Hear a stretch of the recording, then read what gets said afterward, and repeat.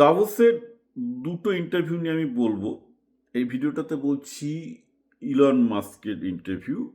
Elon Musk interview নিচ্ছিলেন Larry Fink. Larry Fink হচ্ছে ব্ল্যাক রকের CEO. BlackRock $12 trillion asset manage করে, অর্থাৎ তাদের টোটাল মালিকানার পরিমাণ $12 ট্রিলিয়ন। $12 ট্রিলিয়ন কত টাকা? মোটামুটি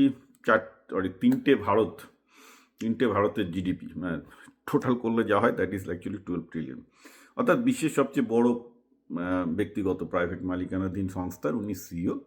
তিনি ইলন মাস্কের ইন্টারভিউ নিচ্ছিলেন এবং কি অবাক ব্যাপার, ইলন মাস্ক এখানে তার যে রিয়েলাইজেশনের কথা বলছেন যে কেন তিনি স্পেস এক্স চালাচ্ছেন, কেন তিনি নিউরোলিঙ্ক করছেন, সেখানে আপনি উপনিষদ, যদি আপনি খুব উপনিষদের ভক্ত হন, আপনি উপনিষদের প্রতিধ্বনি শুনতে পাবেন। ইলন মাস্ক কি বলছেন? ইলন মাস্ক বলছেন যে বেসিক্যালি এই মহাবিশ্বে আরও বুদ্ধিমান প্রাণী আছে কিনা তো আমরা বলতে পারছি না।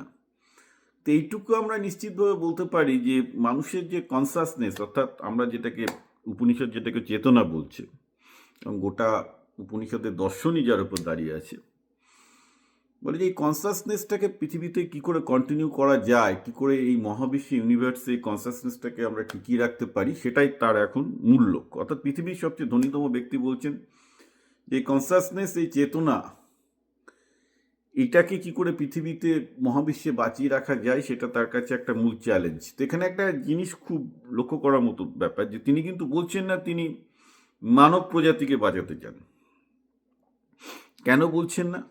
কেন তিনি চেতনাটাকে কথা বলছেন, কেন তিনি কনসাসনেসের কথা বলছেন, এটা আপনারা উপনিষদ পড়লে পরিষ্কার বুঝতে পারবেন। কি আমি যে কথাটা বলছি, এটা একটা মেশিন, একটা বায়োলজিক্যাল বডি, তার সাথে একটা মন। কিন্তু আমাদের এই বডি আর মনের ওপর আমাদের উপনিষদ বলে তার উপরে হচ্ছে কনসাসনেস। কনসাসনেস মানে হচ্ছে আমাদের যে চেতনা স্তর। তো উনি কেন এই চেতনা স্তরের কথা বলছেন, কেন মানুষের বডির কথা বলছেন না যে মানুষকে বাঁচাতে হবে? তার কারণটা হচ্ছে এই যে, আমি আবার বলছি, ভবিষ্যতে এটাও হতে পারে যে দেখা গেল যে আমাদের যে ফিজিক্যাল বডি, এই ফিজিক্যাল বডিটা দরকারই পড়ছে না, কারণ আমাদের এই বডিটা চালাতে প্রচুর এনার্জি যায়, যার জন্য আমাদের প্রচুর ভাত তৈরি করতে হয়, রুটি তৈরি করতে হয়, যার থেকে এনার্জি আসে, তাতে পরিবেশের ক্ষতি হয়। অথচ আমাদের ব্রেনের যেটা ক্যাপাসিটি, সেটা হয়তো অতটা এনার্জি ছাড়াও বেঁচে থাকা যায়। তো ভবিষ্যতে এটাও হতে পারে যে মানুষ এত রাখার পৃথিবীতে দরকারই হলো না। এমনিতেই আজকাল মেয়েরা বাচ্চা নিতে চাইছে না, তো সব দেশগুলোতেই আস্তে আস্তে জনসংখ্যা কমছে। কিন্তু মানুষ তার চেতনাটাকে হয়তো কোনো হার্ডওয়্যারের মধ্যে ট্রান্সফার করতে পারবে। হয়তো সেই দিন আসছে, যেটা অ্যাকচুয়ালি নিউরোলিঙ্ক চেষ্টা করছে, যেটা ইলন মাস্কের অন্য কোম্পানি। ইলন মাস্কে একটা কোম্পানি স্পেস এক্স যেমন মানুষকে মঙ্গল গ্রহে পাঠাচ্ছে, কিন্তু এটাও ভাবতে হবে যে মঙ্গল গ্রহে তারা মানুষকে পাঠানোর চেষ্টা করছে, রাইট? আমি সেটা নিয়ে আর একটা ভিডিও করতেই পারি। কিন্তু ব্যাপারটা হচ্ছে এই যে ভবিষ্যতে যে এই যে কনসাসনেস, এই যে চেতনা, এটা যে মানুষের মধ্যে থাকতে হবে তার কোনো কিন্তু মানে নেই, কারণ এটা মানুষের বডি এবং মন থেকে আলাদা। এটা কিন্তু ভবিষ্যতে হয়তো দেখা যাবে কোনো হার্ডওয়্যার বা সফটওয়্যার বা কোনো ডিজিটাল ফর্মেও চেতনাটাকে আনা সম্ভব হবে, এটাই দৃঢ় বিশ্বাস, হতেই পারে। সেক্ষেত্রে কিন্তু মানুষের বডিটা দরকার হবে না। অর্থাৎ মানুষের যে মন, সেটা ধরা যাক একটা ক্লাউডে, ক্লাউড মানে হচ্ছে একটা বেসিক্যালি একটা সফটওয়্যারে ধরে নিন ঘুরে বেড়াচ্ছে, এরকম একটা টাইনি চিপের মধ্যে আমার পুরো কনসাসনেস ক্যাপচার করে ধরে রাখা হয়েছে এবং তারা কমিউনিকেট করছে অ্যাকচুয়ালি।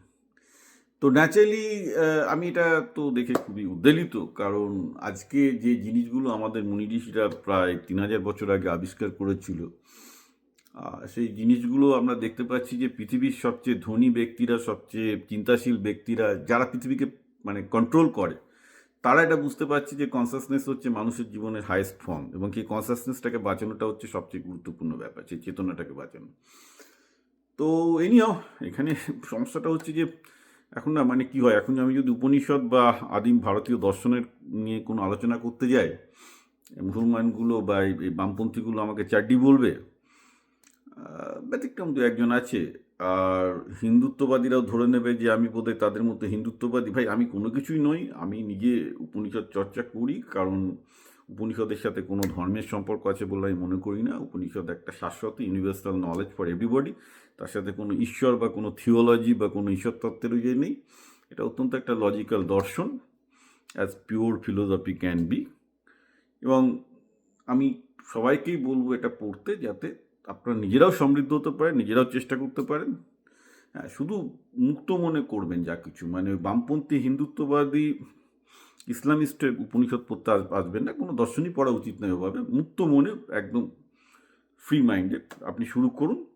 পৃথিবীর সবচেয়ে ধনী ব্যক্তিরা, সবচেয়ে উন্নত ব্যক্তিরা যে উপনিষদের আলোর সন্ধান শুধু আজকে ইলন মাস্ক বলে তো না, এর আগে নিকোলা টেসলা থেকে শুরু করে ওপেনহাইমার, তারা সবাই উপনিষদের ভক্ত ছিলেন।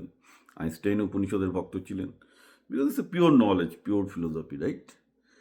তো আমি সবাইকে অনুরোধ করব উপনিষদ নিজে পড়তে, বুঝতে এবং নিজের জীবনে অ্যাপ্লাই করতে। আমি নিজের জীবনে অ্যাপ্লাই করে যেটুকু পেরেছি সামান্য করে খুব উপকৃত হয়েছি। বাকি উল্টোপাল্টা বাংলায় প্রচুর পেছন পাকা লোক আছে, তাদের কথা শুনতে যাবেন না, তারা জীবন উপনিষদ পড়ে দেখেন।